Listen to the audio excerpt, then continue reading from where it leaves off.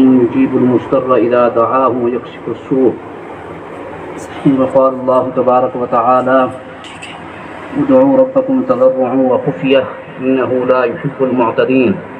وقال الله تبارك وتعالى وقال ربكم ادعوني أستجب لكم إن الذين يستكبرون عن عبادتي سيدخلون جهنم داخرين. وقال الله تبارك وتعالى فادعوا الله مخلصين له الدين ولو كره الكافرون. قال النبي صلى الله عليه وسلم الدعاء هو العبادة. وقال النبي صلى الله عليه وسلم الدعاء مخ العبادة. وقال النبي صلى الله عليه وسلم من فتح له في الدعاء منكم فتحت له أبواب الإجابة. وفي رواية أخرى فتحت له أبواب الجنة. وفي رواية أخرى فتحت له أبواب الرحمة. وقال النبي صلى الله عليه وسلم الدعاء ينفع مما نزل ومما لم ينزل فعليكم عباد الله بالدعاء. وقال النبي صلى الله عليه وسلم ليس شيء أكرم على الله من الدعاء. صدق الله مولانا العلي العظيم وصدق رسوله النبي الأمي الكريم. اس وقت ہم جن حالات سے گزر رہے ہیں ان حالات میں ہر انسان بحران کا شکار ہے. ہر آدمی اپنی پریشانیوں میں گرفتار ہے. امت کے اکثر لوگ مختلف مصائب میں اور مختلف بیماریوں میں مختلف پریشانیوں میں گھرے ہوئے ہیں. تو ان حالات میں قرآن اور حدیث کا سب سے اہم ترین حکم یہ ہے کہ ہم اللہ کی طرف رجوع کریں. اس کو یوں سمجھیں کہ جیسے آپ ایک چوک پہ کھڑے ہیں اور تنے تنہا ہیں. ہر طرف سے گولیاں برس رہی ہیں بلکہ برست کے برست چل رہے ہیں اور آپ کے پاس حفاظت کا کوئی انتظام نہیں. آپ کے پاس کوئی اسلحہ نہیں. آپ نے کوئی مورچہ نہیں بنایا ہوا. کوئی بلٹ پروف جیکٹ آپ نے نہیں پہنی ہوئی. کسی قسم کا کوئی حفاظتی انتظام اور حفاظتی ذریعہ آپ کے پاس نہیں ہے. تو ظاہر ہے آپ کیسے محفوظ رہ سکیں گے. ان حالات کے اندر اسی طریقے سے فتنوں کی بچھاڑ ہے. ہر طرف سے فتنوں کی یلغار ہے. ہر آدمی اپنی پریشانیوں کا رونا رو رہا. تو تمام مسائل کا حل اور آسان ترین حل جو ہے وہ رجوع اللہ ہے. ہم اللہ کی طرف رجوع کریں گے تو اللہ کی طرف رجوع کی برکت سے دعا کی برکت سے ہمارے سارے مسائل حل ہوں گے. ہمارے شیخ مفتی رشید احمد صاحب رحمہ اللہ تعالی فرمایا کرتے تھے کہ میرے پاس لوگ مختلف مقاصد لے کر آتے ہیں. بعض لوگ مسئلہ پوچھنے آتے ہیں اور بعض لوگ کوئی وظیفہ پوچھنے آتے ہیں اور بعض لوگ خواب کی تعبیر پوچھنے آتے ہیں اور بعض لوگ کوئی اور دنیاوی مطلب لے کر آتے ہیں. لیکن فرمایا کہ اللہ کے چند بندے ایسے ہوتے ہیں جو صرف دعا کی درخواست لے کر آتے ہیں.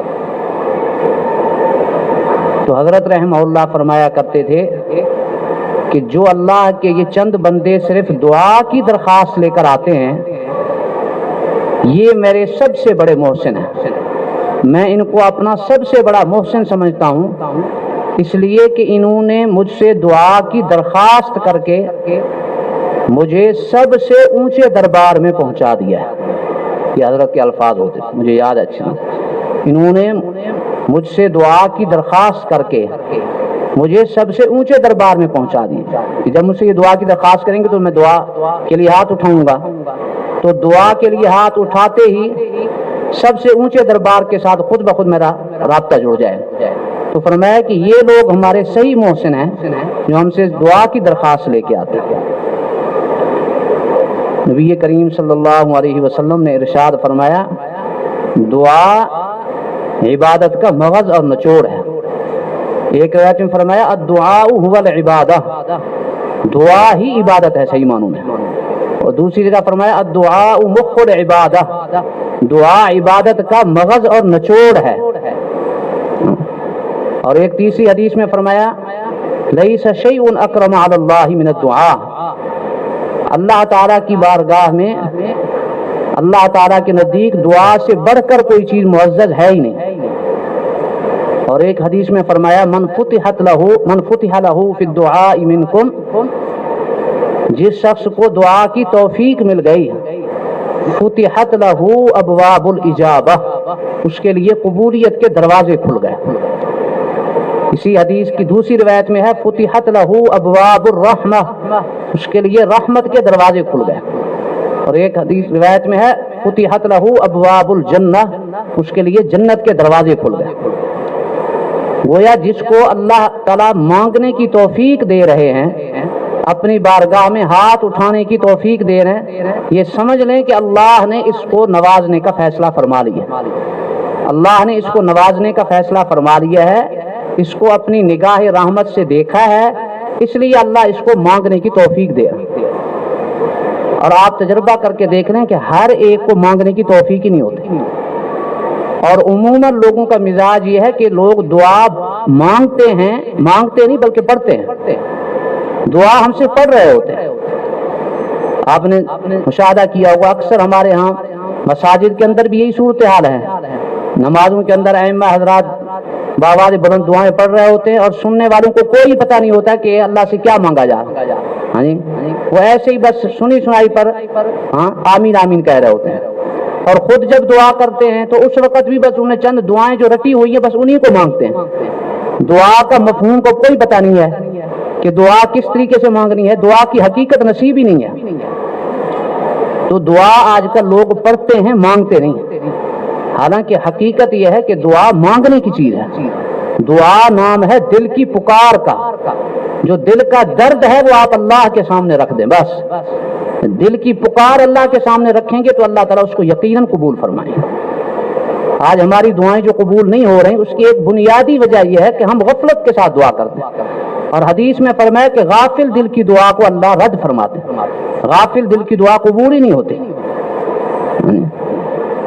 اللہ تعالیٰ کو تو مانگنا اس قدر محبوب ہے کہ اللہ نے اس کی نسبت خود اپنی طرف کی ہے. اس مجلس میں اکثر اہل علم بیٹھے، دیکھیں قرآن مجید کا اسلوب یہ ہے، قرآن مجید کا اسلوب بیان یہ ہے، انداز بیان یہ ہے کہ اللہ تعالیٰ نے لوگوں سے جو سوال ان کی طرف سے ہوئے تو اللہ تعالیٰ نے ان کا جواب نبی کریم صلی اللہ علیہ وسلم کی زبان سے دیا. وَيَسْأَلُونَكَ عَنِ الْمَحِيضِ قُلْ هُوَ أَذًى فَاعْتَزِلُوا النِّسَاءَ فِي الْمَحِيضِ وَيَسْأَلُونَكَ عَنِ الْيَتَامَى قُلْ إِصْلَاحٌ لَهُمْ خَيْرٌ يَسْأَلُونَكَ عَنِ الْأَهِلَّةِ قُلْ هِيَ مَوَاقِيتُ لِلنَّاسِ. لوگ آپ سے یہ سوال کرتے ہیں، آپ فرما دیجئے. یعنی لوگوں کے سوالات کا جواب اللہ کے محبوب صلی اللہ علیہ وسلم کے ذریعے سے دیا گیا. لیکن جب دعا کا عنوان آیا تو قرآن مجید نے انداز ہی تبدیل کر دیا. وہاں قرآن مجید کا اسلوب ہی بدل گیا. وَإِذَا سَأَلَكَ عِبَادِي عَنِّي فَإِنِّي قَرِيبٌ. فرمایا کہ لوگ آپ سے دعا کے بعد میری ذات کے متعلق آپ سے سوال کرتے ہیں تو یہ نہیں فرمایا کہ آپ کہہ دیں، بلکہ اللہ خود ہی فرما رہے ہیں کہ یہ اتنا پیارا سوال ہے، ان لوگوں کا یہ سوال مجھے اتنا پسند آیا کہ اس کا جواب میں خود خدا دوں گا. آپ سے کے ذریعے نہیں، اللہ نے خود ہی جواب کہ آپ ان کو آپ نہ کہیں، میں خود کہہ دیتا ہوں، میں بتا رہا ہوں کہ فإنی قریب، کہ میں تو بالکل ان کے قریب ہوں.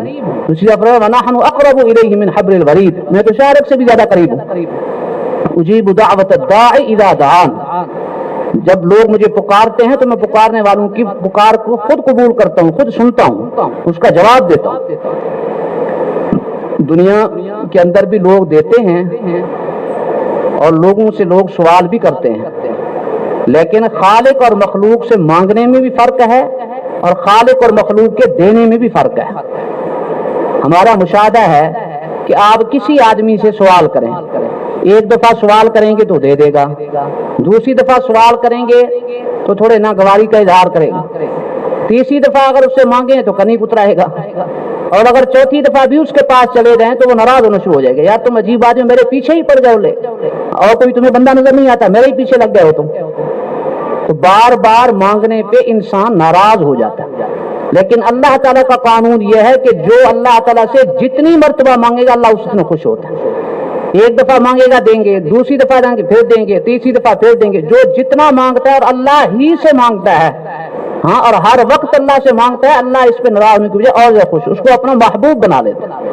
بلکہ حدیث میں فرمایا کہ من لم یسأل اللہ یغضب علیہ، جو اللہ سے نہیں مانگتا اللہ اس سے ناراض ہو جاتا ہے۔ ہاں، یہ کیسی ذات ہے جو نہ مانگنے پہ ناراض ہو رہی ہے؟ اور لوگوں کے دینے میں بھی فرق ہے، یہ تو لوگوں سے سوال کا فرق ہے نا، لوگوں کے دینے میں بھی فرق ہوتا ہے۔ عام طور پر یہ ہے کہ لوگ بسا اوقات فقیر کو دیتے ہیں لیکن ناراض ہو کے دیتے ہیں، بار بار جب آتا ہے فقیر بھی تو ڈھیٹ ہوتا ہے نا۔ ہاں، ہمارے بزرگ فرماتے ہیں کہ اللہ سے مانگنا فقیروں سے سیکھیں۔ فقیر کس طریقے سے مانگتے ہیں کہ بار بار ناراض ہونے کے باوجود، جھڑکنے کے باوجود، ان کو اگر کوئی برا بھلا بھی کرے تو پھر بھی ہٹنے کا نام ہی نہیں دیتے۔ فقیر بڑے استقامت والے ہوتے ہیں۔ تو فرمایا کہ انسان کو اللہ سے مانگنے میں بھی استقامت کا مظاہرہ کرنا چاہیے۔ اور عجیب یہ ہے کہ دیکھو فقیروں کی ہر چیز سے سبق مانگیں۔ فقیر نے 10 روپے لینے ہوتے ہیں نا، 10 روپے، اس کے لیے وہ کیا کچھ بھیس بدلتا ہے، پھٹے پرانے کپڑے پہنے گا، کوئی نیا سوٹ پہن کے آپ کے پاس مانگنے کے لیے آئے گا تو آپ اس کو شرم دلائیں گے، یار تو اچھا خاصا ہاں امیر آدمی معلوم ہوتا ہے، پیسے والا آدمی، اتنے بہترین کپڑے تو مانگتا پھر رہا ہے۔ فقیر مانگنے کے لیے پھٹے پرانے کپڑے پہنتا ہے اور ہاتھ میں کشکول پکڑے گا، ایسے نہیں آئے کہ آگے ایسے سامنے ہاتھ لے، کشکول پکڑتا ہے عموماً ہاتھ میں، اور مانگنے کے لیے جب آتا ہے تو معصوم شکل بناتا ہے اور سامنے بھی نہیں مانگتا، عام طور پہ اوٹ میں کھڑا ہو کے مانگتا ہے اور بار بار مانگ رہا، اور ایسے ایسے الفاظ اختیار کرے گا، ایسے ایسے الفاظ چنے گا کہ اگلے آدمی کو گرما دیتا ہے۔ ہاں، اور کیسی دعائیں دے رہے ہوتے ہیں۔ ہاں، اللہ تعالیٰ آپ کو آباد کرے، اللہ آپ کو عزتوں والی زندگی نصیب ہے، اللہ آپ کو مدینے پہنچائے، ہاں، کیا کیا دعائیں دے رہا ہوتا ہے، اس نے لینے 10 روپے ہوتے ہیں صرف۔ اور جب انسان اللہ کی اور دیکھو بڑے دروازے پر کوئی فقیر جائے گا تو وہ اونچی صدا لگاتا ہے، کسی بڑے مالدار آدمی کے گیٹ پہ جائے گا تو بہت اونچی صدا، اس کو پتا ہے کہ بہت بڑا دربار ہے، تو سب سے بڑا دربار تو اللہ کی ذات کا ہے۔ جب انسان اللہ سے مانگے گا تو اللہ سے مانگنے کے لیے بھی یہ طریقہ اختیار کرے، اللہ سے مانگنے کے لیے بھی عاجزی والا طریقہ اختیار کرے، ہاں، اور پوری توجہ کے ساتھ اللہ سے مانگے۔ غافل دل کے ساتھ جب مانگے گا، اس کو خود کوئی پتہ نہیں میں کیا مانگوں تو کیا دعا قبول ہوگی۔ ہر آدمی آج پریشانی کا شکار ہے، ہر آدمی بحران کا شکار ہے، اور ہر آدمی کے ساتھ کوئی نہ کوئی مسئلہ لگا ہوا ہے۔ ہاں، یہ تو دنیا میں اللہ نے نظام ہی ایسا بنایا ہے، آپ یہ چاہیں کہ دنیا میں ہمیشہ کے لیے خوش و خرم رہیں، یہ ممکن ہی نہیں ہے۔ اس کے لیے اس کے اندر آپ کو کچھ نہ کچھ پریشانی ضرور برداشت کرنی پڑے گی۔ دنیا کے اندر جو پریشانی ہے اللہ کے نیک بندوں کے لیے یہ اللہ کی رحمت کا حصہ ہے۔ یہ بھی حدیث میں فرمایا کہ اللہ تعالیٰ ایک مومن بندے کے لیے ایک مقام طے فرماتے ہیں، جنت میں ایک اونچا مقام طے فرما دیتے ہیں کہ یہ مقام اس کو دینا ہے، لیکن انسان عموماً اپنے نیک اعمال کی وجہ سے وہاں تک نہیں پہنچ پاتا، عبادات کے اندر سست ہے، ہاں جی، یا گناہوں سے بچنے میں غفلت کرتا ہے، اس کا یہ مقام نہیں ہوتا۔ اللہ تعالیٰ اس کو کوئی نہ کوئی پریشانی میں مبتلا فرماتے ہیں تاکہ اس پریشانی پر یہ صبر کا مظاہرہ کرے، اور اس کی وجہ سے جو اس کو پریشانی آ رہی ہے، جو اس کو تکلیف پہنچ رہی ہے، اس کی وجہ سے یہ اس مقام کو طے کر لے، اور اللہ نے اس کا جو مقام رکھا ہے اس مقام تک یہ پہنچ جائے۔ تو دنیا کے اندر تو پریشانی آنی ہے، تو اس لیے پریشانی سے ہم نے پریشان نہیں ہونا، بلکہ پریشانی پر صبر کا مظاہرہ کرنا ہے اور اللہ سے رجوع کرنا ہے۔ انبیاء کرام علیہ الصلوۃ والسلام کی سیرتوں کا مطالعہ کریں تو انہوں نے ان کے ایک امتیازی وصف، انبیاء کرام کی زندگیوں کا امتیازی وصف یہ ہے کہ انہوں نے ہر پریشانی میں ہر موقع پر اللہ کی طرف رجوع کیا۔ حضرت آدم علیہ السلام کو دیکھنا ہے، ہاں، پریشانی کے وقت میں اللہ سے دعا کی، جنت سے نکالے گئے تو ربنا ظلمنا انفسنا وان لم تغفر لنا وترحمنا لنکونن من الخاسرین، دعا فرمائی۔ حضرت موسیٰ علیہ السلام کے ہاتھوں غلطی سے بندہ قتل ہوا تو فوراً رجوع، رب انی ظلمت نفسی فاغفر لی، اللہ مجھ سے تو بڑی زیادتی ہو گئی، مجھے معاف فرما دے۔ اور پریشانی کے عالم میں جب وطن کو چھوڑ کر نکلے اور راستے کے اندر کوئی پرسان حال نہیں تھا، درخت کے نیچے بیٹھے ہوئے انتہائی پریشانی کے عالم میں اور شدید بھوک اور پیاس، اس موقع پر اللہ سے کیا دعا کی؟ ربی انی بما انزلت الی من خیر فقیر، اے اللہ میں آپ کی طرف سے ہر نازل ہونے والی رحمت اور بھلائی کا محتاج ہوں۔ بڑی عجیب و غریب دعا ہے، ربی انی بما انزلت الی من خیر فقیر۔ ہر پریشانی کے اندر اس دعا کو مانگنا چاہیے۔ اللہ کی کیسی نصرت آئی کہ اللہ نے ان کے کھانے پینے کا انتظام فرما دیا، رہائش کا انتظام فرمایا، رشتے کا انتظام فرما دیا، اور وقت کے بہت بڑے اور اعظم نبی کا داماد بنا دیا، اور ہمیشہ ہمیشہ کی دشمنوں سے حفاظت فرما دی۔ یہ ساری نعمتیں اس دعا کی برکت سے ملی، تو اس دعا کا اہتمام کرنا چاہیے۔ رات میرے پاس ایک مولوی صاحب کا فون آیا ہوا تھا، کچھ پریشان تھے، اپنے حالات بتا رہے تھے، تو میں نے ان سے یہی کہا، میں نے کہا کہ ہمارا تو ہمیشہ کا معمول ہے یہ کہ صلاۃ الحاجت کے نفل پڑھتے ہیں اور سجدے میں اللہ کے سامنے اپنی ضرورت پیش کر دیتے ہیں، اور خصوصاً ان کو یہ دعا بتائی کہ یہ موسیٰ علیہ السلام کی دعا ہے، اس دعا کا معمول بنائے اور ورد بنائے، انشاءاللہ ہر پریشانی دور ہوگی اس کی برکت سے۔ تو میں عرض یہ کر رہا تھا کہ یہ دعا بہت بڑی عظیم عبادت ہے، اور حقیقت یہ ہے انتہائی آسان اور لذیذ ترین عبادت ہے، لذیذ ترین عبادت اور انتہائی آسان، اس کے لیے کوئی شرط نہیں ہے۔ باقی جتنی عبادات ہیں ان کے لیے شرائط ہیں، نماز کے لیے بہت سی شرائط ہیں، زکوٰۃ کے لیے فقہاء نے تقریباً 10 شرطیں لکھی ہیں، روزے کی شرائط ہیں، حج کے لیے بہت سی شرطیں ہیں، لیکن دعا وہ واحد عبادت ہے جس کے لیے کوئی شرط نہیں، کسی قسم کی کوئی شرط نہیں، حتیٰ کہ باوضو ہونا شرط نہیں، پاک ہونا شرط نہیں، حالت جنابت میں بھی اللہ سے مانگ سکتے ہیں۔ ایک آدمی حالت جنابت میں ہے وہ اور کوئی کام نہیں کر سکتا نا، قرآن کی تلاوت نہیں کر سکتا، نماز نہیں پڑھ سکتا، لیکن دعا کر سکتا ہے۔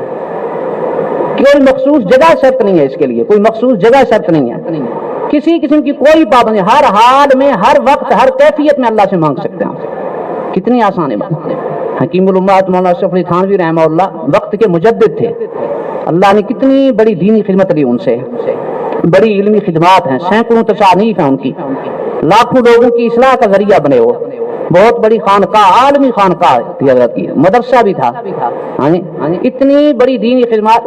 حضرت نے اپنا معمول لکھا، فرمایا کہ میرا زندگی بھر کا معمول ہے، جب بھی کوئی پریشانی آتی ہے، جب بھی کوئی پریشانی، فرمایا میں سب سے پہلے آنکھیں بند کر کے اللہ کی طرف رجوع کرتا ہوں، سب سے پہلے دعا شروع کر آنکھیں بند کر کے، ظاہری اسباب کو بعد میں اختیار کرتا ہوں۔ ہمارا معاملہ اس کو الٹ ہے نا، ہمارا معاملہ اس کو الٹ ہے، ہم پہلے ظاہری اسباب کو تلاش کرتے ہیں، پھر آخر کے اندر دعا کی طرف آتے ہیں۔ ہمارے بزرگ لطیفہ سنا رہے تھے کہ ایک آدمی بیمار ہو گیا تو بڑا پریشان تھا، لوگوں نے کہا کہ اب کیا کریں گے؟ کہنے لگے کہ بڑے ڈاکٹر ہیں شہر کے، ان کو دکھاؤں گا، اگر وہاں آرام نہ آئے انہیں کہ پھر دوسرے جو ملک کے شہر ہیں وہاں جاؤں گا، بڑے اسپتال میں جا کے دکھاؤں گا۔ اسی نے کہا کہ اگر وہاں بھی آرام نہ آئے تو پھر کیا کرو گے؟ پھر بیرون ملک چلا جاؤں گا، امریکہ میں، لندن میں، جاپان میں، وہاں بڑا اچھا علاج ہوتا ہے، وہاں جاؤں گا۔ کہا کہ اگر وہاں بھی آرام نہ ملے پھر ہر طرف سے مایوس ہو کر آخر میں کہتا ہے پھر اللہ مالک ہے، اللہ آخر میں یعنی اللہ کے مالک ہونے کا احساس ہوتا ہے۔ ہمارے بزرگ حضرت مولانا ادریس انصاری صاحب رحمہ اللہ وہ ایسے موقع پر فرماتے تھے، جب بتوں نے ستایا تو خدا یاد آیا، جب بتوں نے ستایا تو خدا یاد آیا۔ جب انسان ہر طرف سے مایوس ہو جاتا ہے پھر اس کو اللہ کا در نظر آتا ہے، حالانکہ یہ تو وہ عظیم در ہے کہ اس کی سب سے پہلے اسی در پہ آنا ہے، اور ہے یہ در، اس در پہ آ گیا تو سب کچھ مل گیا۔ جو اللہ کے در پہ آ جاتا ہے وہ مایوسی اس کے لیے ہے ہی نہیں۔ حکیم الامت تھانوی رحمہ اللہ نے فرمایا کہ زندگی بھر کا معمول ہے، جب بھی کوئی پریشانی آنکھیں بند کر کے فوراً دعا میں لگ جاتا ہوں، اور یہ بھی عجیب بات فرمایا کہ پوری زندگی میں کبھی بھی یاد نہیں ہے، ایک مرتبہ بھی یاد نہیں کہ اللہ سے مانگا ہو اور اللہ نے قبول دعا نہ کی ہو، اللہ نے دعا قبول نہ کی ہو، ایسا ایک مرتبہ بھی یاد نہیں آتا۔ جب بھی اللہ سے مانگا اللہ نے ہمیشہ عطا فرمایا۔ کتنی عجیب بات ہے یہ کہ جب بھی دعا کی ہمیشہ دعا قبول ہوئی، اور سچی بات یہ کہ دعا ہر انسان کی قبول ہوتی ہے۔ ہم کمزور ہیں نا، ہمیں نظر نہیں آتا، ہمیں بظاہر نظر آتا ہے کہ ہم تو بڑی دیر سے مانگ رہے، دعا قبول ہی نہیں ہے۔ یہ بات یاد رکھیں کہ حدیث میں یہ بشارت ہے کہ مومن کی کوئی دعا رد نہیں ہوتی، مسلمان صدق کے دل سے دعا کی قبولیت کی شرط کا خیال کر کے اگر انسان دعا کرے تو اس کی دعا یقیناً قبول ہوتی ہے۔ بنیادی شرط یہ ہے کہ اس کے پیٹ میں لقمہ حلال کا ہو، اگر خدا نخواستہ حرام کی آمدن ہے، حرام کا لقمہ ہے اس کے پیٹ میں، تو اس کی دعا تو رد ہے۔ وہ تو آپ نے حدیث بارہا سنی، اس مجلس میں بھی کئی دفعہ سنا چکا ہوں کہ نبی کریم صلی اللہ علیہ وسلم نے فرمایا کہ ایک انسان ہے جو بظاہر معصوم شکل بنا کر، بکھرے ہوئے بال اور بڑی معصوم شکل بنا کر بڑے اللہ تعالیٰ کے سامنے دھارے مار مار کے رو رہا ہوتا ہے، بڑی آہوزاری کر رہا ہوتا ہے، یا ربی یا ربی یا رب، یہ حدیث کے الفاظ ہیں۔ دیکھنے والوں کو ترس آ جاتا ہے کہ اس کی دعا تو یقیناً قبول ہے، لیکن آپ نے فرمایا وَمَطْعَمُهُ حَرَامٌ وَمَشْرَبُهُ حَرَامٌ وَمَلْبَسُهُ حَرَامٌ وَغُذِيَ بِالْحَرَامِ، اس کا کھانا حرام کا، اس کا پینا حرام کا، اس کا پہناوا حرام کا، غذا ساری جو اس کے پیٹ میں جا رہی وہ سب حرام کی، فَأَنَّىٰ يُسْتَجَابُ لَهُ، اس کی دعا بھلا کیسے قبول ہو سکتی ہے؟ اس نے دعا کی قبولیت پہ تو خود ہی تالا لگا دیا، دعا کی قبولیت تو خود بند کر چکا ہے، اس کی دعا کیسے قبول ہوگی؟ تو دعا کی قبولیت کے لیے بنیادی شرط یہ ہے کہ حلال کا لقمہ اندر جائے۔ اس لیے ہمارے صوفیاء کرام سب سے زیادہ اسی پہ زور دیتے ہیں، سب سے زیادہ اسی پہ، رزق کے حلال کے اوپر سارا زور ہوتا ہے، اور یہ وہ چیز ہے جس کا اللہ نے وقت کے نبیوں کو بھی حکم دیا اور تمام مسلمانوں کو، یا ایھا الرسل کلوا من الطیبات واعملوا صالحا، پاکیزہ چیزیں کھاؤ، رزق حلال کھاؤ اور نیک اعمال کرو۔ مفسرین نے نقطہ لکھا، کلوا من الطیبات کو مقدم کیا، واعملوا صالحا کو مؤخر کیا، اشارہ ہے اس طرف۔ نقطہ یہ ہے کہ حلال رزق کی برکت سے اللہ اعمال صالحہ کی توفیق دیں گے، رزق حلال کھائے گا تو نیک اعمال کی توفیق ملے گی، اگر خدا نہ خواستہ اس کا رزق مشکوک ہوگا تو نیک اعمال کی توفیق نہیں ملے گی۔ جو حرام کا رزق کھائے گا اس کو گناہوں کی توفیق، وہ گناہوں کی طرف جائے گا۔ تو یہ شرط انسان پوری کر لے تو اس کے بعد جب انسان صدق کے دل سے پوری توجہ کے ساتھ دعا کرے گا تو دعا یقیناً قبول ہو۔ باقی حدیث میں فرمایا گیا کہ دعا کی قبولیت کی مختلف صورتیں ہیں۔ پہلی صورت یہ ہے کہ انسان جو مانگ رہا ہے وہی بیان ہی مل جائے۔ ہاں جی، آپ نے اللہ تعالیٰ سے 5,000 روپے مانگے، 5,000 روپے مل گئے، ٹھیک ہے، جو دعا آپ نے مانگی وہی قبول، بیان ہی وہی چیز مل جائے، یہ پہلی صورت ہے۔ دعا کی قبولیت کی دوسری صورت یہ ہے کہ انسان اللہ سے تھوڑا مانگ رہا تھا لیکن اللہ سمجھتے کہ اس کے حق میں یہ بھی تھی، اس سے اچھی چیز اللہ تعالیٰ عطا فرما دیتے۔ مثال یہ کہ آپ نے اللہ سے مانگے 1,000 اور اللہ نے اس کی بجائے کو 10,000 روپے دے دیے۔ آپ نے چھوٹی چیز مانگی اور ایسی چیز مانگ رہے ہیں جس کو اللہ تعالیٰ بہتر سمجھتے ہیں کہ یہ اس کے حق میں مفید نہیں ہے، اس سے اچھی چیز اللہ تعالیٰ آپ کو دے دیتے ہیں۔ یہ دعا کی قبولیت کی دوسری صورت ہے۔ تیسری صورت یہ ہے کہ کوئی چیز آپ کو مل نہیں رہی ہے لیکن آپ کے اوپر آنے والی مصیبت جو ہے اللہ اس کو ٹال دیتے ہیں۔ میرے اور آپ کے علم میں نہیں، ہم سمجھتے ہیں کہ ہماری دعائیں قبول ہی نہیں ہو رہی، حالانکہ اللہ تعالیٰ کی طرف سے بہت بڑی مصیبتیں جو آنے والی تھیں وہ ٹل جاتی ہیں دعا کی برکت سے۔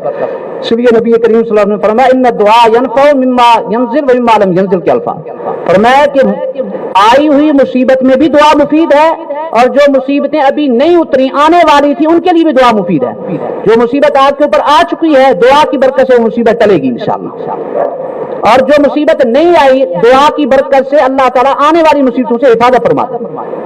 دعا کی قبولیت کی چوتھی صورت یہ ہے کہ انسان کے اللہ گناہ معاف فرما دیتے ہیں۔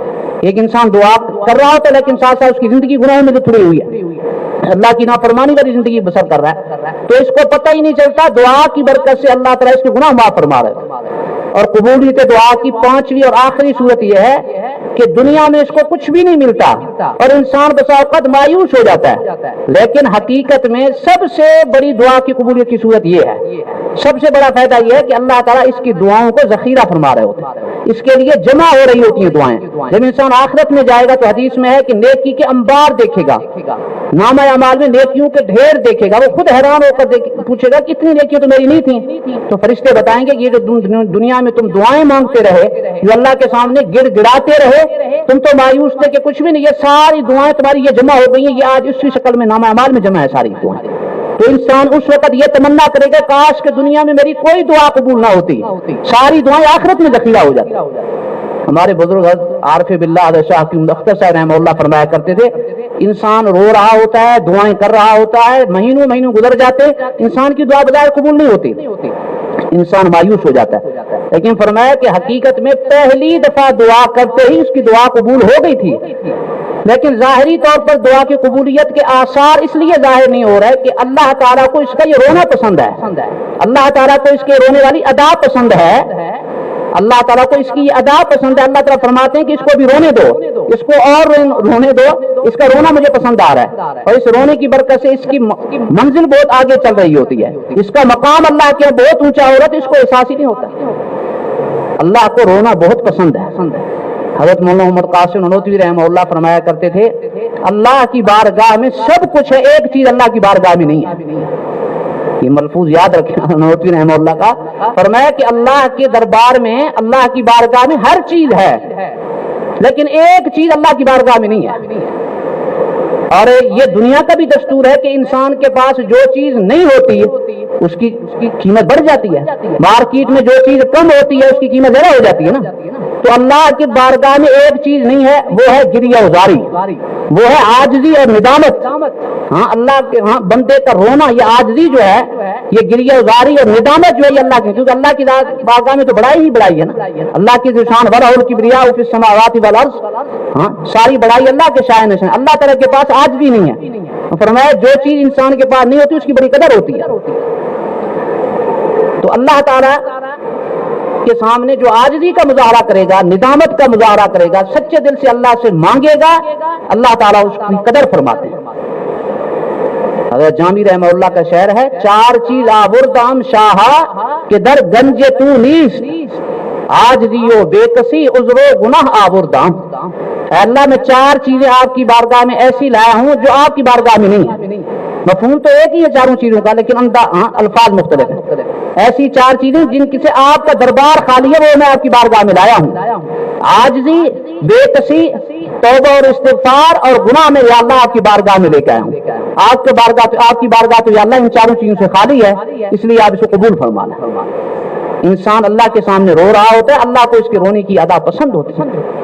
اس لیے حدیث میں نبی کریم صلی اللہ علیہ وسلم نے عجیب و غریب ایک دعا مانگی ہے، اللہم ارزقنی عینین حطالتین تسقیان القلب بظروف الدمع من خشیت، اللہم ارزقنی عینین حطالتین، اے اللہ مجھے خوب برسنے والی آنکھیں عطا فرما۔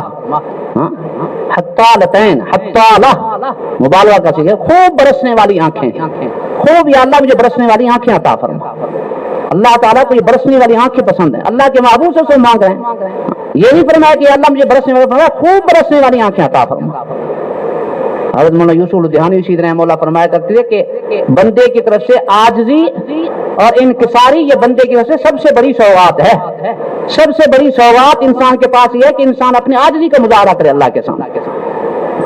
ہمارے دادا پیر حضرت مولانا شاہ عبد الغنی صاحب پھول پوری رحمہ اللہ کی بات بڑی یاد آ گئی پیاری موقع پر۔ حضرت فرمایا کرتے تھے، واقعہ سنایا کرتے تھے، فرمایا کہ ہندوستان کے شہر جون پور میں ایک محفل مشاعرہ منعقد ہوا۔ محفل مشاعرہ منعقد ہوا، اس میں ایک مصرع طرح دیا گیا، ایک مصرع دیا گیا کہ اس کا دوسرا مصرع جو ہے نا وہ جوڑ کے لائیں۔ اور وہ مصرع کیا تھا؟ کوئی نہیں ہے جو یار کی لا دے خبر مجھے، یہ مصرع تھا، کوئی نہیں جو یار کی لا دے خبر مجھے۔ بڑے بڑے شاعروں نے زور لگایا، ہر ایک نے اپنے اپنے ذوق کے مطابق دوسرا مصرع جوڑا۔ تو حضرت فرمایا کرتے تھے کہ ایک نوجوان لڑکا تھا بڑا ذہین، اس نے اس کا دوسرا مصرع لگایا، اور اس کے مصرے پر اس کو اتنی داد ملی کہ پورا جلسہ شور سے بھر گیا۔ بہت بڑا حال تھا جس میں پروگرام ہوتا ہے، وہ سب شور سے بھر گیا، لوگ داد دیتے رہے، لیکن اس نوجوان بچے کو نظر لگ گئی، اس مصرے کے پر نظر لگ گئی، اور اس کی ایسی سخت نظر لگی، گہری نظر لگی کہ 3 دن کے بعد اس کا انتقال ہو گیا۔ اب آپ خود سوچیں وہ کتنا عجیب مصرع ہوگا جس کے اوپر اتنی داد ملی اور پھر اتنی ایسی گہری نظر لگی اس کو۔ مصرع یہ تھا، پہلا مصرع تھا کوئی نہیں جو یار کی لا دے خبر مجھے، اس نے اس پہ مصرع لگایا اے سیل اشک تو ہی بہا دے ادھر مجھے، اے سیل اشک تو ہی بہا دے ادھر مجھے، یعنی کوئی ایسا نہیں ہے جو مجھے محبوب حقیقی اللہ تعالیٰ کا راستہ بتا دے، ایسا کوئی نہیں ہے، میں تلاش کر رہا ہوں کون مجھے بتائے گا، کہتا اور تو کوئی نہیں ہے، اے سیل اشک، اے آنسو کا سیلاب تو ہی مجھے، یعنی میری آنکھوں سے اتنے آنسو نکلے ہیں، اتنے آنسو نکلے کہ وہ آنسو دریا بن جائیں اور ان میں اس آنسو کے دریا میں بہ کر اللہ کی بارگاہ تک پہنچ جاؤں۔ کیا عجب مصرع ہے، اے سیل اشک تو ہی بہا دے ادھر مجھے، یہ حضرت پڑھتے تھے۔ یہ آنسو کی اللہ کے ہم بڑی قدر ہے۔ مشکات شریف میں کتاب الجہاد میں یہ حدیث موجود ہے، نبی کریم صلی اللہ علیہ وسلم نے ارشاد فرمایا کہ اللہ کی نگاہ میں 2 قطرے سب سے زیادہ محبوب ہیں، ایک وہ قطرہ جو اللہ کے خوف سے آنکھوں سے نکلے، یعنی آنسو کا وہ قطرہ جو اللہ کے خوف سے بہ جائے، اور دوسرا وہ قطرہ جو میدان جہاد کے اندر جہاد کرتے ہوئے انسان کے جسم سے جو خون کا قطرہ بہتا ہے، یہ اللہ کی نگاہ میں بہت محبوب، اور یہ دو قطرے اللہ کو سب سے زیادہ محبوب۔ لیکن دعا مانگنی ہے یقین کے ساتھ، پورے یقین کے ساتھ دعا کریں۔ جب پورے یقین کے ساتھ دعا کریں گے تو دعا یقیناً قبول ہوگی۔ جیسے میں نے بتایا نا کہ ہمارا یقین ہی نہیں ہوتا، پورے یقین کے ساتھ دعا کریں۔ چند جگہ ایک نوجوان بیٹھے ہوئے تھے، نوجوان بیٹھے ہوئے تو انہوں نے کہا یہ دعا کرتے ہیں، ہر ایک نے اپنی دعا مانگی۔ ایک آدمی نوجوان نے دعا کی، یا اللہ مجھے 50 کروڑ ڈالر دے دے۔ دوسرا نوجوان بیٹھے ہو، ارے اتنا پیسے مانگ رہا ہے۔ اس نے کہا تجھے کیا پریشانی ہے، تجھ سے تھوڑی مانگے ہیں، اللہ سے مانگے ہیں۔ بھائی تجھ سے تو نہیں مانگے، تو اتنا پریشان ہو گیا، میں نے اللہ سے مانگے ہیں۔ چاہے 50 کروڑ ڈالر ہو، 50 ارب ڈالر، معلوم سے خزانے میں کیا کمی ہے؟ جس کے خزانے میں کمی ہو پھر تو بندہ کہے، ہاں ایک عام آدمی سے مانگ لے نا تو اس میں۔ اور عجیب بات ہے کہ دنیا کا معاملہ ہے کہ غریب سے زیادہ پیسے مانگ لو تو ناراض ہو جاتا ہے، اور کسی بڑے امیر سے، وزیر سے، منسٹر سے مانگ رہے نا تھوڑے پیسے، وہ اس پہ ناراض ہو جاتا ہے، وہ اس میں بےعزتی سمجھتا ہے۔ آپ کسی وزیر کے پاس چلے جائیں، اس کی مجلس میں چلے جی مجھے 100 روپے دے دیں، وہ کتنا ناراض ہوگا، غصے سے نکال دے گا آپ کو، غصے سے۔ ہاں کہ آمد دربار تم نے دیکھا ہے 10 روپے مانگ رہے ہو، ہاں اس سے آپ 10,000 مانگیں گے تو اس میں اپنی شان سمجھیں گے۔ غریب سے جا کے آپ 10,000 روپے مانگ رہے تو اس پہ ناراض ہو جائے۔ غریب زیادہ مانگ رہے پہ ناراض ہوتا ہے، امیر زیادہ کم مانگنے پہ ناراض ہوتا ہے۔ لیکن اللہ کا دربار ایسا ہے کہ اس میں جو کچھ مانگیں اللہ اور اتنے زیادہ خوش ہوتے ہیں۔ لیکن غافل دل کی دعا قبول نہیں ہوتی، پوری توجہ کے ساتھ دعا کریں تو ہاں ہمارے بزرگ فرمایا کرتے تھے کہ دعا کے اندر ڈوب جائیں۔ اس طریقے سے حضرت تھانوی رحمہ اللہ نے فرمایا کہ اللہ کے سر ہو جائیں۔ عجیب بات میں کہ دعا ایسے کریں بس اللہ کے سر ہو جائیں، اللہ کے سر ہو جائیں، ایسی دعا مانگیں کہ اللہ تعالیٰ کو ترس آ جائے۔ جب تک مطالبہ پورا نہیں ہوگا اس وقت تک میں نے اٹھنا نہیں ہے، بس یا اللہ میں نے یہ منوا کے چھوڑنا ہے آپ۔ واقعہ عالم پہلے سنایا کہ ہمارے مفتی رشیمہ صاحب رحمہ اللہ سنایا کرتے تھے کہ میں حضرت ڈاکٹر عبداللہ عارفی صاحب رحمہ اللہ کی خدمت میں حضرت کو ملنے گیا گرمی کے موسم میں، تو حضرت گھر سے میرے لیے شربت بنوا کے لائے، گلاس میں میرے لیے حضرت نے شربت ڈالا، تو معصوم بچی تھی حضرت کی پوتی یا نواسی، وہ ہٹ گئی کہنے کہ ابا یہ گلاس مجھے دے دیں۔ بچوں کی عادت ہوتی ہے، ان کو تو سمجھ نہیں ہوتی۔ اب حضرت ڈاکٹر صاحب اس کو سمجھا رہے ہیں کہ بیٹا آپ گھر میں چلے جائیں، وہاں شربت تیار، آپ اپنی والدہ سے جا کے لے لو۔ کہنے کہ مجھے یہ گلاس چاہیے۔ اور ڈاکٹر صاحب جتنا حساب بچی اور ذرا اصرار کرے، بالآخر ڈاکٹر صاحب کو بچی کو پلانا پڑا، اور مہمان کے لیے حضرت دوبارہ گھر سے جا کے لے آئے۔ تو حضرت فرماتے تھے ہم نے اللہ سے مانگنا ڈاکٹر صاحب کی بچی سے سیکھا، ہم نے اللہ سے مانگنا سیکھا ڈاکٹر صاحب کی بچی سے، کہ بچی کا مطالبہ جب تک پورا نہیں ہوا بچی نے اپنی ضد نہیں چھوڑی۔ یہ تو روز کام دیتے ہیں، میرا چھوٹا بچہ علی آپ دیکھیں، ہاں ہر تقریباً گھنٹے کے بعد پیسے مانگنے کے لیے آ جاتا ہے، ہر گھنٹے 2 گھنٹے کے بعد، اس کا کام ہی یہی ہے۔ بچوں کا اور کیا کام ہے، بچوں نے کھانا پینا ہے، جب تک اس کا مطالبہ نہیں پورا ہوتا وہ چھوڑتا نہیں ہے۔ ابھی تھوڑی دیر پہلے ظہر کے بعد کہنے پیسے دیں، میں نے کبھی بسکٹ لا کے لینے، بسکٹ میں آپ کو دے دیتا ہوں، کہتے نہیں مجھے پیسے چاہیے، بسکٹ دیا اس کو پھر بھی نہیں، بسکٹ پھینک کے چلا گیا، پیسے لے کے دوبارہ اور چیز جا کے لے کے آ گیا۔ تو بچوں کا تو کام یہی، ہم بچوں سے سبق سیکھیں، بچوں سے ہم سبق سیکھیں۔ امام راضی رحمہ اللہ نے ایک عجیب بات لکھی ہے تفسیر میں، فرمایا کہ شیطان کو جب راندہ درگاہ کیا جا رہا تھا، اللہ کی بارگاہ سے جب اس کو نکالا جا رہا تھا، تو اس نے یہ کہا تھا ثم لآتینہم من بین ایدیہم ومن خلفہم وعن ایمانہم وعن شمائلہم، یا اللہ مجھے تو اس انسان کی وجہ سے نکال رہا ہے، تو پھر میں بھی ان کے دائیں بائیں آگے پیچھے ہر طرف سے آؤں گا، ان کو گمراہ کرنے کی پوری کوشش کروں گا۔ تو امام راضی رحمہ اللہ نے نقطہ لکھا کہ اس ملعون نے جب یہ بات کہی تو 4 طرفوں کا تو اس نے ذکر کیا، 2 طرفیں اس سے چھوٹ گئی ہیں، 2 طرف اس نے چھوڑ دیے، ایک اوپر والا حصہ اور ایک نیچے والا حصہ، دائیں بائیں آگے پیچھے 4 اطراف کا تو ذکر کیا لیکن 2 جہتیں اس نے چھوڑ دی۔ فرمایا کہ اس وقت بھی 2 طرفیں خالی ہیں، ایک اوپر والا خالی ہے، یعنی اللہ سے کی طرف اوپر دعا کر کے اللہ کی طرف متوجہ ہو کے دعا والا راستہ بھی باقی ہے ہمارے پاس، اور دوسرا نیچے والا سے اللہ کے سامنے سجدہ ریز ہو جانا، اور سجدہ ریز ہو کر اللہ سے مانگنے والا یہ حصہ بھی خالی ہے۔ تو شیطان نے 4 اطراف کا ذکر کر دیا، 4 راستے تو اس نے بند کرنے کی کوشش کی ہے لیکن 2 راستے اب تک خالی ہیں ہمارے لیے۔ اگر ہم صحیح معنوں میں اللہ سے مانگیں گے تو انشاءاللہ خود بخود، لیکن دعا وہی ہے، دعا میں ڈوب جائے بس، پھر ہے بات۔ ہمارے ایک بزرگ بڑی موقع پر بات یاد آئی، یہ اکثر فرمایا کہ بھئی دعا مانگیں اللہ تعالیٰ سے اصرار کے ساتھ، اللہ سے اصرار کے ساتھ مانگیں اور تکرار کر کے مانگیں۔ ایک ساتھی مجھ سے کہنے لگے جی ہم دعا تو کرتے ہیں دعا میں دل نہیں لگتا. میں نے کہا میں آپ کو طریقہ بتاتا ہوں, دعا میں دل لگانے کا بہترین طریقہ میں آپ کو بتاتا ہوں, یہ گر بتا رہا ہوں. اگر آپ یہ چاہتے ہیں دعا میں دل لگ جائے, میں نے کہا اس کا آسان طریقہ یہ ہے کہ آپ ایک ہی دعا کو بار بار مانگنا شروع کر دیں. ایک ہی دعا کو بار بار مانگنا شروع کر دیں, بار بار مانگیں. مثلا آپ اللہ تعالیٰ سے اللہ کی محبت مانگ رہے ہیں تو اس کو بار بار, یا اللہ مجھے اپنی محبت نصیب فرما, اپنی محبت نصیب فرما, یا اللہ مجھے اپنا محبوب بنا, یا اللہ میرے دل میں اپنی محبت بٹھا, یا اللہ میرے دل سے غیروں کی محبت نکال. اس کو بار بار کہیں. آپ نے اللہ تعالیٰ سے پیسے لینے ہیں, علم نافع کا سوال کرنا ہے, ہاں اپنے لیے رشتے کا سوال کرنا, جو بھی آپ کی ضرورت ہے اس کو بار بار 10 دفعہ کم از کم دہرائیں. آپ تجربہ کر کے دیکھیں, جب ایک دعا کے الفاظ کو بار بار دہرائیں گے تو خود بخود آپ کا دل لگنا شروع ہو جائے گا دعا میں. آج لوگوں کو اکثر کہ ہمیں تو مانگنا ہی نہیں آتا. بھائی مانگنا نہیں آتا اس کو بھی اللہ سے مانگو. حضرت حکیم الامہ رحمہ اللہ دعا کے موضوع پر بیان فرما رہے تھے, اور یہ مضمون بیان ہو رہا تھا کہ بھی ہر چیز اللہ سے مانگیں. تو حضرت خواجہ عزیز الحسن مجذوب رحمہ اللہ, حضرت کے بے تکلف خلیفہ تھے, سامنے بیٹھے ہوئے تھے. کہنے لگے حضرت نے فرمایا کہ بھی ہر وقت انسان بس اللہ کے سامنے جھولی پھیلائے رکھے. تو کہنے لگے حضرت جس کے پاس جھولی نہ ہو وہ کیا کرے؟ فرمایا بھی جھولی بھی اللہ سے مانگو. کتنی عجیب بات فرمائی. فرمایا کہ جھولی بھی اللہ سے مانگو. بھائی اگر آپ کے پاس جھولی نہیں ہے تو اللہ سے مانگو, یعنی اگر تمہیں مانگنا نہیں آتا تو یہ بھی اللہ سے مانگو, یا اللہ میں مانگنا نہیں آتا میں مانگنے کا طریقہ سکھا. اللہ والوں کے مانگنے کے بھی عجب انداز ہوتے ہیں. ہمارے استاد صاحبان محمود صاحب رحمہ اللہ دعا میں بڑے عجیب الفاظ فرماتے, ایسے دل گواہی دیتا تھا کہ واقعی اس شخص کی زبان سے جو دعا کے الفاظ نکل رہے ہیں یہ فوراً قبولیت پا رہے ہیں. دعا کرتے یا اللہ ہمیں چلتا پھرتا اٹھا, یا اللہ زندگی کے آخری سانسوں تک کسی کا محتاج نہ بنا. یہ الفاظ مجھے یاد بار بار, یا اللہ ہمیں چلتا پھرتا اٹھا لیجیے. ایسی دعا قبول ہوئی, چلتا پھرتا ہی اللہ نے ان کو اٹھایا. آخری دن بھی بخاری شریف کا سبق پڑھایا انہوں نے. بخاری شریف کا سبق پڑھا کے آئے اور سبق سے فارغ ہو کر دفتر میں, حضرت تشریف معمول تھا کہ حدیث کا سبق پڑھا کے دفتر میں آتے تھے, کوئی ناظم تعلیمات میں تھے جامعہ دارالعلوم کراچی کے. تو وہاں آ کے بیٹھے بس بیٹھے فرمانے کے تھوڑی تکلیف محسوس ہو رہی ہے دل میں. تو ساتھیوں نے کہا کہ ڈاکٹر کے پاس جائیں. فرمایا نہیں بھائی ڈاکٹر نذیر کو بلا لو, وہاں مدرسے کا جو ڈاکٹر ہے میں بھی اس کو بلاؤں.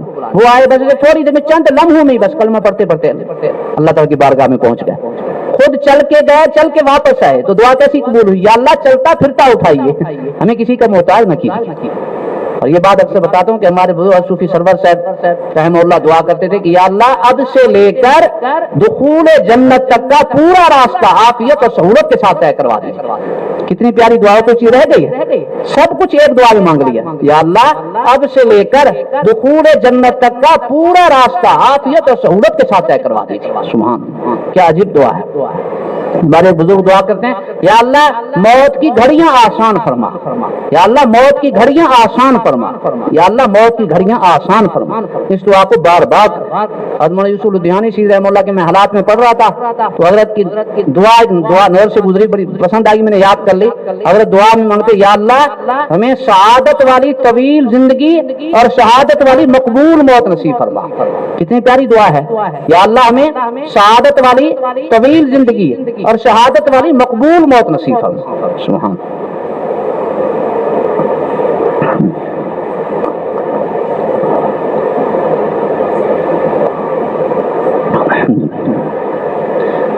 تو اللہ سے مانگنا بھی سیکھیں, اس کو بھی اللہ سے مانگیں گے یا اللہ ہمارے دل میں ایسی دعائیں ڈال جو آپ کی رحمت کے اندر جوش پیدا کر دیں, جو آپ کی رحمت انقلاب پیدا. یا اللہ ایسی دعائیں مانگنے کی ہمیں توفیق نصیب ہو.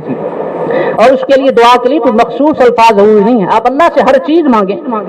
سب سے بڑھ کر تو اللہ سے اللہ کا فضل مانگنا چاہیے.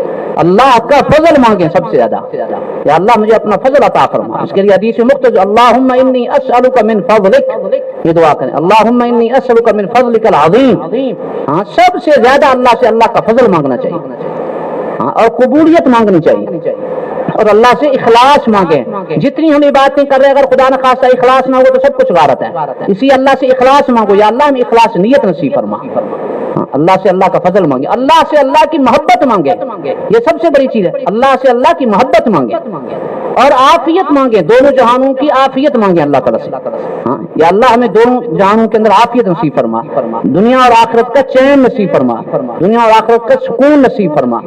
آپ اپنے الفاظ میں نے کہا نا دعا نام ہے دل کی پکار کا, بس آپ اپنے دل کا دکھڑا اللہ کے سامنے رکھ دیں. کسی قسم کی کوئی پریشانی ہے تو بس یہ اللہ دوں.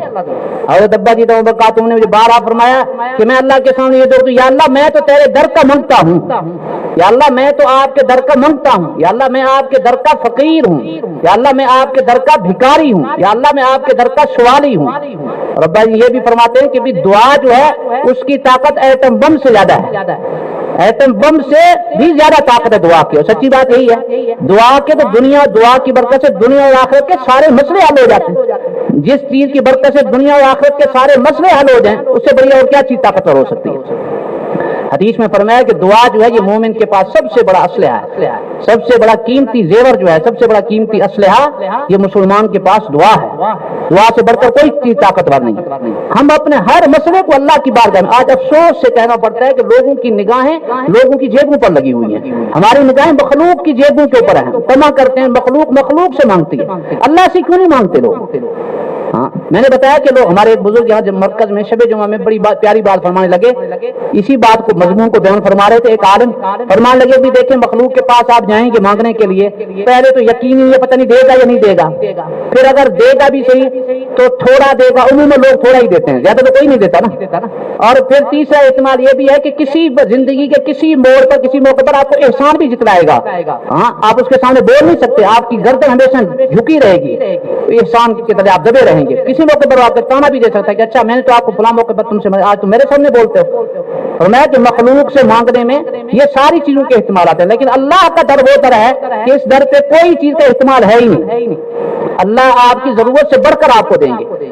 ہمارے بزرگوں نے ایک پیاری مثال دی تھی، دیکھیں حضرت عمر رضی اللہ عنہ نے دعا مانگی، اللہم ارزقنی شہادۃ فی سبیلک واجعل موتی ببلد رسولک، اے اللہ مجھے اپنے راستے میں شہادت کی موت نصیب فرما اور اپنے محبوب صلی اللہ علیہ وسلم کے شہر میں میری موت مقدر فرما، یعنی شہادت کی موت اور مدینے کی موت، یہ دو چیزیں مانگی نا بس، اور کچھ نہیں مانگا کہ اللہ شہادت کی موت تو آئے مدینے میں تیرے محبوب کے شہر کے اندر دفن ہو جاؤں، یہ دعا کی۔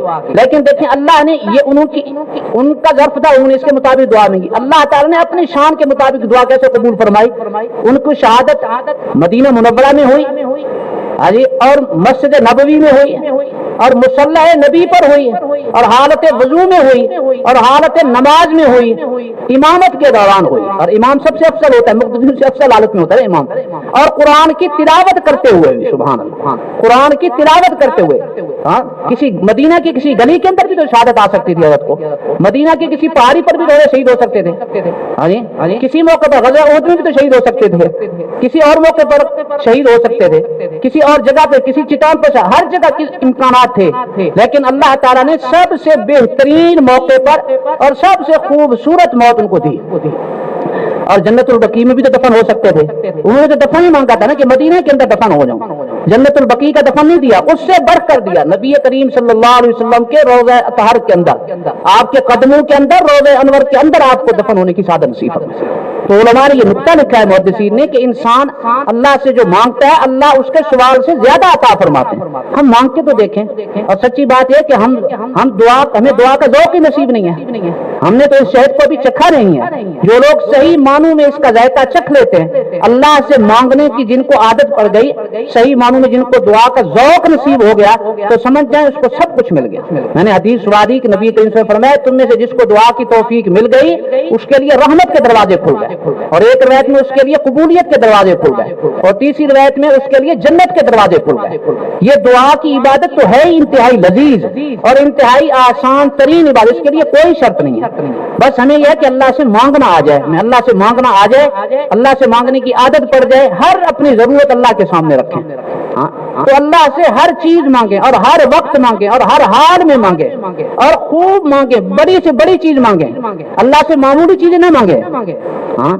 میں تو مدرسے کے ایک بار میں نے والدہ کی خدمت میں گیا، میں نے امی سے کہا، میں نے کہا کہ آپ مدرسے کے لیے کتنے پیسے مانگتے ہیں؟ والدہ سے میں نے بطور مزاح کہا کہ امی آپ مدرسے کے لیے کتنے پیسے مانگ رہی ہیں؟ کہنے میں 50 لاکھ مانگ رہی ہوں۔ میں نے کہا آئندہ 50 کھرب مانگ رہے ہیں اللہ تعالیٰ سے، اللہ سے کم از کم 50 کھرب مانگ رہے ہیں اللہ تعالیٰ سے۔ ہمارا تو منصوبہ بہت بڑا ہے، ہم نے تو دارالعلوم کراچی کو 7 کباب میں منتقل کرنا ہے انشاءاللہ، ہمارا تو یہ منصوبہ ہے۔ آپ 50 لاکھ میں کیا بنے گا؟ اور مدرسے کے لیے جو میں دعائیں کرتا ہوں طلبا کو تو پتہ ہے، ان کو بھی یہ دعا سکھائی ہوئی ہے، یہ دعا کریں یا اللہ دارالعلوم کے لیے اپنی شایان شان وسیع سے وسیع تر رقبہ عطا فرما، ہاں ایک ہمارا ظرف ہے یا اللہ اپنی شایع نشان، اللہ اپنے شایع نشان جب دیں گے تو پھر ہاں مرلوں کا کنالوں کا حساب نہیں ہوگا، یا اللہ اپنی شایع نشان وسیع سے وسیع تر رقبہ عطا فرما، ہاں کم از کم 100 ایکڑ، کم از کم 100 ایکڑ، پہلی فرصت میں 10 ایکڑ عطا فرما۔